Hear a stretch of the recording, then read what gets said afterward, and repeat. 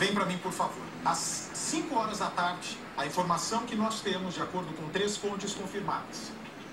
Uma viatura da Polícia Militar vai até o encontro deste homem, a esposa o chama, ele tenta desconversar e imediatamente Michel Silva, que tira fotos, inclusive se passando por bombeiro, que queria convencer as pessoas na internet que ele era bombeiro.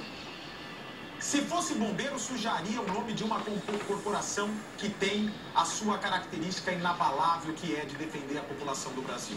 Mas este homem, que também na internet, de maneira dissimulada, frio, calculista, reforçando tudo que Percival de Souza falou diariamente neste programa, é um homem, Bate, que além de ter abusado sexualmente desta mulher, é um homem que além de ter abusado até a morte, ele tem prazer em acompanhar absolutamente tudo. Tem aí, Mari, os posts dele na internet? Vejam só, ele é o assassino, ele acompanha o programa de televisão todos os dias, e o fato de todos estarem procurando a menina que ele matou e que ele escondeu o corpo, o dava uma euforia. Fazia com que ele ficasse extremamente feliz com aquela situação. Me dava uma sensação de prazer. Esse é o nome. Quer ver? Me dá, por favor, aqui, esse post. Olha só. Essa publicação, que ficou muito conhecida no Facebook, inclusive, há mais de uma semana eu tinha colocado no meu. Este é o Facebook do assassino. E durante uma pessoa que colocava a fotinho da Rayane, tentando ter informações dela, tentando buscar informações sobre o paradeiro dela, dá um detalhe aqui na câmera, por favor, com esse post, Edu, por gentileza. Olha só o que o assassino tem a coragem e a frieza de fazer. Ele já sabia que ela estava morta, porque ele matou, ele abusou e ele escondeu o corpo. Mano, vi várias publicações dela. Falaram que acharam o celular dela em Jacareí. Isso que aqui é um dos comentários feitos pelo assassino. Em outras e várias publicações localizadas pela nossa equipe de produtores detetives, este homem curtia todas as publicações que falavam de Rayane. Me dá essa outra, por favor. Veja só, Brasil. Veja se é ou se não é hora de mudar a lei brasileira. Aqui. Michel Silva, nossa, tão perto daqui. Outra pessoa comenta para ele: Michel Silva, Deus cuide para que ela seja encontrada. Essas pessoas mal podiam imaginar que estavam trocando mensagens com o assassino e que eram conhecidos dessas pessoas. E ele continua friamente, gente. Já até falaram que viram ela em São José. Tenham visto mesmo. Imagina só, tem mais aqui, Mari, continua, que aqui ele fala de quando ela teria sido vista viva no hospital. Ele quer dizer o seguinte: tomara que tenham visto ela mesma viva. Imagina só o horror de ter essa menina morta, alguma coisa nesse sentido ele fala. Ou seja, falar que é um assassino que não é profissional, muito embora eu não acredito que exista assassino profissional, falar que é um homem que não é um assassino contumaz, balela. É um homem que já nasceu semente do mal. E nós vamos revelar também no programa de hoje que não é a primeira vez que ele oferece uma carona assim. Não é a primeira vez. E toda a tese reforça para ser realmente um maníaco sexual que pode ter inclusive feito outras vítimas. Uma vez que ele fazia questão de acompanhar o noticiário, de ver o crime que ele cometeu exposto para curtir e para compartilhar na página do Facebook, Percival. Exatamente, é o prazer dele, tem uma natureza mórbida, uma natureza sádica, como nós comentamos aqui no Cidade Alerta. Quer dizer, ele tem um prazer muito grande, ele se compraz, se realiza, fica satisfeito em acompanhar as investigações, fazer de conta que não tem nada a ver com isso, lamentar, dizer que sente muito, que tem pesar. Esse é o prazer dele. Primeiro, o prazer de matar, que ele é um lobo solitário, vai esperando a oportunidade de atacar, como ele fez na rodoviária de Guararema. Depois, faz toda essa demonstração de hipocrisia e cinismo. Pois bem, uma caneta foi o objeto utilizado, um deslize desse homem, para de uma vez por todas a polícia de São Paulo, presidente do inquérito, o delegado Rubens José Ângelo, quem efetuou a prisão, a polícia militar. Era madrugada de sábado para domingo, por volta de meia-noite. Rayane, cansada daquela festa, resolve ir embora. Diz para as amigas que o pai a pegaria na porta da festa. Mentira. Em nenhum momento o pai de Rayane foi chamado. A menina anda cerca de 300 metros na estrada Mogi-Guararema. Mal ela podia imaginar que pouco tempo depois estaria morta. E entendam bem, eu vou conversar, se ele já estiver pelo telefone, pode me colocar, por favor. No meio do caminho, um senhor muito simpático, motorista de aplicativo, para o carro, pergunta para a menina, onde você está indo? Rayane responde, eu preciso ir para Mogi. O senhorzinho fala, olha, eu não posso te levar para Mogi porque eu moro em Guararema. Mas se você quiser, eu posso te deixar na rodoviária de Guararema, lá daqui a pouquinho são. Agora é meia-noite, daqui a pouquinho não. Meia-noite vai ter, 5 da manhã vai ter ônibus e você pega o seu ônibus para Mogi. E a Rayane fala, tá bom, tá bom. Se o senhor puder fazer essa gentileza, eu estou com pouco dinheiro, estou só com 5 reais aqui no meu bolso. Se esse dinheirinho servir para pagar o senhor, ele imagina, eu já estou indo para Guararema, te levo sem problema nenhum. Esse motorista de Uber, ele vira testemunha boba. Esse motorista do Uber, quando vê na televisão a história, quando começa a ouvir, inclusive, entre os seus passageiros que há uma menina desaparecida em Mogi das Cruzes, ele começa a ligar as ideias. Ele começa a perceber que aquela menina que há cerca de 5 ou 6 dias ele tinha dado uma carona até a rodoviária, poderia ser o corpo encontrado uma semana depois. Rayane chega na rodoviária de Guararema, que realmente é monitorada por câmeras, mas sofre também que muitas ruas da cidade são mal iluminadas. Mas as câmeras conseguiram filmar. Segundo os relatos das pessoas que viram a câmera, Rayane está sentada, esperando o ônibus dela. Quando chega este homem, que segundo o delegado do caso, é um assassino frio, pode encher a tela com a imagem dele, por favor. É um assassino frio. Chega esse homem, que é extremamente dissimulado. Chega esse homem, que inclusive, não é, tem um porte físico, porque é capoeirista, lutador de artes marciais, um homem boa pinta, casado, uma esposa linda, filhinho pequeno lindo, tem uma família linda. Quando que Rayane imaginaria que aquele rapaz que chega de uma maneira muito elegante, de uma maneira muito educada, como se estivesse naquela altura preocupado com uma menina sozinha numa rodoviária? Vem para mim, por favor. Faço questão de lembrar aos senhores que no dia do desaparecimento, por volta de 2 horas da manhã, chovia em Mogi das Cruzes e chovia em Guararema. Pois bem, o assassino chega, se apresenta como segurança do local, realmente era, ele é bombeiro civil, nada de bombeiro da nossa corporação, bombeiro civil. Chega e fala, você quer uma água?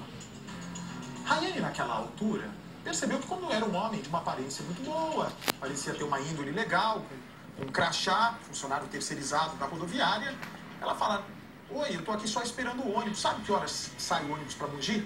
Ele diz, olha, é tarde, viu? Só às 5 horas da manhã. Você quer uma água? Você está me parecendo muito pálida. Você estava onde? E começa a conversa. Rayane diz para ele que estava na festa no sítio Minas Gerais, mas que não estava gostando muito da festa, não estava sentindo que era o ambiente dela. E ele então pergunta para Rayane. Rayane, né? Eles já tinham se apresentado, sabia do nome dele, sabia que era Michel, ele já sabia que era Rayane. Você quer uma jaqueta? E a Rayane fala, tá frio. A Rayane começa, a partir daquele momento, ter um envolvimento com o rapaz por causa da benevolência. Ele parecia um homem benevolente. Pensa, você está numa rodoviária, um local supostamente seguro, você está num local onde o homem se apresenta com um crachá da rodoviária, você não vai desconfiar que é um monstro, que seria o seu assassino. E ela fala assim, não, também não quero a jaqueta não, estou bem. Ele fala, olha, você está indo para onde? É o erro. Se pudesse voltar atrás. Rayane fala para ele o seguinte, eu estou indo para minha casa, meus pais devem estar preocupados. Imediatamente ele fala, poxa, seu dia de sorte, menina, porque exatamente agora está terminando o meu turno e eu estou indo para Mogi. A Rayane pensa, poxa, segurança, se coloque no lugar dela, segurança, registrado, na frente de outras pessoas, com câmera de segurança, gentil, simpático, bombeiro civil. Olha aí se você desconfiaria de um cidadão desse. Jamais Rayane desconfiaria de um cidadão desse. Jamais Rayane imaginaria que um homem de boa aparência, de um português correto, inclusive casado, devia estar com aliança na hora, acima de qualquer suspeita, essa menina que sempre foi muito gentil, imaginaria que por trás dele se esconderia a face do seu assassino. Vem pra mim, por favor. O homem pega um carro. Rayane comete o erro de aceitar essa carona.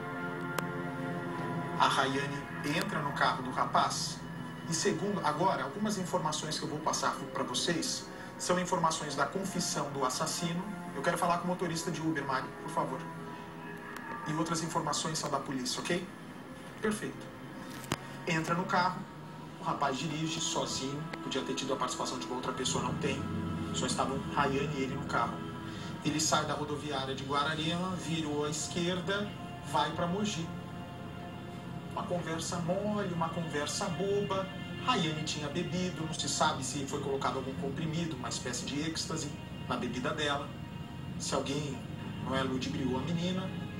Quando eles estão indo para Mogi, que seria um caminho de 15, 20 minutos até a casa dela, surge uma conversa ainda não esclarecida. E eu explico para vocês porque essa conversa nunca ninguém jamais vai saber. Porque a todo instante, o homem que matou a menina Rayane Alves Paulino, ele vai tentar transformar ela numa bruxa. A todo instante, um assassino contumaz e perigoso como esse rapaz vai tentar convencer a todos nós que ela quis fazer sexo com ele, que ela insistiu para fazer sexo com ele, que ela insistiu para pegar carona com ele. Ele vai tentar desqualificar a vítima, porque ele já está pensando no tribunal do júri. Ele já está pensando o que vai falar para os jurados. Ele já está tentando, principalmente para os homens que estiverem nesse tribunal do júri, de que ele, na verdade, foi uma vítima, foi persuadido, e que no meio do caminho a menina teve um surto, como ele descreveu, e ele resolveu matar. Pois bem, volta um pouquinho. Os dois entram no carro, estão indo para Mogi, um caminho de 15 a 20 minutos. De repente, nessas suas escuras de Guararema, surge uma conversa segundo o assassino. Olha, você estava até agora numa festa, né, Rayane? Ah, mas você estava numa festa? Meu, são 1h30 da manhã. Pelo amor de Deus, vamos pegar uma balada? Aí o assassino disse que Rayane fala o seguinte: poxa, uma balada? A menina que já não queria nem saber de festa, olha o que ele inventa. Uma balada? Onde tem uma balada essa hora? Teria dito Rayane para ele, segundo o assassino. E ele diz, ó, não é muito longe não, em Jacareí tem uma casa noturna que é 10. Muito bem. Ele vai, o que a polícia desconfia é que ele já entrou no carro para estuprar. Que não foi nada no meio do caminho. A polícia tem certeza que é um estuprador mesmo, já desde o início. Ele pega o caminho, faz a volta, sentido Jacareí. Porque há vários entroncamentos ali que permitem com que o motorista mude o seu destino rapidamente. Ele, então, muda o rumo e vão em direção à cidade de Jacareí. Quando eles chegam no quilômetro 171 da rodovia Presidente Dutra, que é o grande X da questão, que era o grande momento que a polícia precisava chegar. Para você, que está acompanhando o caso desde o início, foi exatamente naquela área, no quilômetro 171, perto daquele lago, inclusive onde houve a busca, que teria ocorrido o estupro. Vem para mim, por favor. O assassino diz que ela quis manter relação sexual com ele. É mentira! É um estuprador que entrou naquele carro já disposto a abusar sexualmente da menina. Pois bem, a menina já estava sem as botas. Pode abrir mais um pouco a imagem, por favor. As botas já não existiam. Ela teria tido as botas arrancadas. E teria ocorrido ali no acostamento a conjunção carnal. Exatamente nesse ponto onde ele está mostrando. É ali? Eu acho que é ali nessa região. Exatamente isso, nesse ponto. Pois bem, entendam só como continua a história. Vem para mim, por favor. Há o sexo no quilômetro 171 da rodovia Presidente Dutra. E naquele momento, ele diz que Rayane, que num primeiro instante teria dito que queria fazer sexo com ele, e o sexo houve de fato, tanto que a menina foi encontrada sem as vestes, ele diz que Rayane imediatamente se arrepende. E abre aspas o que fala o assassino. Palavras de Rayane segundo o assassino. Eu vou te matar. Olha o que você fez comigo. Eu sou filha de polícia. Meu pai vai te matar. Nesse momento, o homem que é lutador de artes marciais, nesse momento, um homem deste tamanho, um homem bruto, diz que Rayane começa a gritar desesperada, falando inclusive em chamar a polícia. Tanto que exatamente no quilômetro 171, pode dividir mais a tela aqui, Edu, por favor. Justamente nesse quilômetro 171, onde ela teria pego o celular falando, né? Se realmente o diálogo houve, dela ameaçando de contar para o pai o que estava acontecendo, ela então tenta a última saída dela, que seria ligar para a polícia. 14 segundos durou a ligação. Por uma tristeza do destino, a ligação não foi completada. Graças ao trabalho do delegado Rubens e dos seus investigadores, a antena de telefonia mostrou que ali a ligação ocorreu, mas o corpo ainda estava longe. O homem fica completamente fora do sério. A ligação para a polícia o tira do sério. Ela teria realmente ameaçado, vou ligar para a polícia, ou seja, ela ainda tinha acesso a esse celular.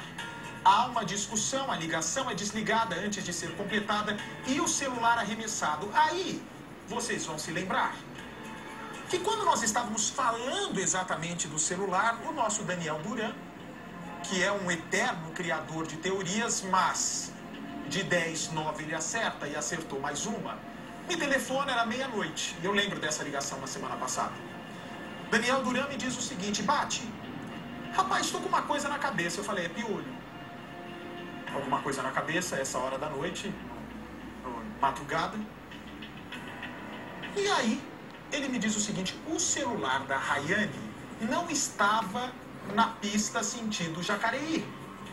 Jogaram o celular da Rayane na pista sentido Mogi. O que eu falei? Errei. Tinha duas pessoas com o cara. Quem jogou foi quem estava do lado do passageiro. Eu errei, o Daniel acertou. Por quê? A discussão, o sexo acontece no acostamento do quilômetro 171. Naquele exato instante, ele começa a dar um mata-leão na menina. Lutador de artes marciais, imaginem só um golpe desse, um aperto no pescoço desse, né? Aqui, da mesma maneira que a Vitória Gabriele foi morta. Primeiro com mata-leão e depois asfixiada. Ele dá um mata-leão, a menina já perde os sentidos. O homem entra em desespero. Naquela altura, o homem entra em desespero porque o assassino já sabia que não podia fazer mais nada. Porque, além de tudo, nós estamos falando de um homem, de um bombeiro civil, que tem curso prático de enfermagem. Ele sabe que aquele golpe dado na Rayane teria sido fatal. No carro, ele resolve fazer a volta, retorna para Mogi. Por isso que no momento que o assassino retorna para Mogi, ele baixa a janela e arremessa o celular da Rayane. Por isso que o nosso teórico Daniel Duran estava certo. O celular foi arremessado para a pista sentido Mogi das Cruzes e não no sentido Jacareí. Por isso que os cães também sentiram Rayane até o acostamento. Ela não foi em direção ao lago. Rayane foi até o acostamento e depois voltou para Mogi. Por isso que o cão ia para o lago e voltava. Ninguém entendia nada. Era para o lago, lembra? No acostamento? Exatamente. Porque naquele acostamento também a polícia vai apurar se ela abriu a porta, se ela ameaçou fugir. Tudo isso vai ser apurado. Pois bem, a menina já está praticamente morta dentro daquele carro. O assassino, Michel Silva, bombeiro civil, funcionário. Eu já falei 1 milhão de vezes, que ele não pertence à corporação aqui de São Paulo. Capitão Palumbo também já me ligou falando o repúdio dos bombeiros, não é? Porque não é bombeiro militar, ele é um bombeiro civil. Pois bem, o homem está com um corpo no carro e ele não sabe o que fazer. Mas como ele tem muita noção de primeiros socorros, ele queria se certificar se realmente o golpe que ele deu na menina foi fatal. O que vai fazer o assassino? O assassino pega o pulso da Rayane E aquele pulso na altura onde eles estavam ainda dava pequenos sinais. O coração ainda não tinha parado praticamente de bater. Ele volta e, como conhece bem Guararema, afinal de contas trabalha na cidade, ele escolhe aquela área para abandonar o corpo. Me dá a imagem, por favor, do local onde o corpo foi abandonado, que eu vou contar para vocês porque uma caneta naquele local entregou o assassino. Me dá a imagem, por favor.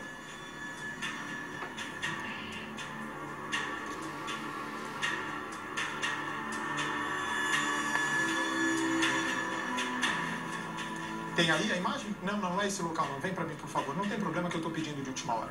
Quero a imagem da rodovia Carvalho Pinto, naquele trevo onde estava o cadáver, porque é ali que vai terminar a história da menina Rayane.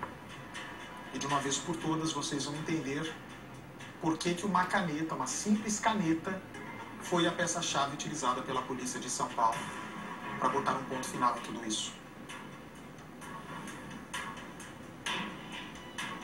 Não, eu queria conversar com o motorista. Eu queria falar com o motorista.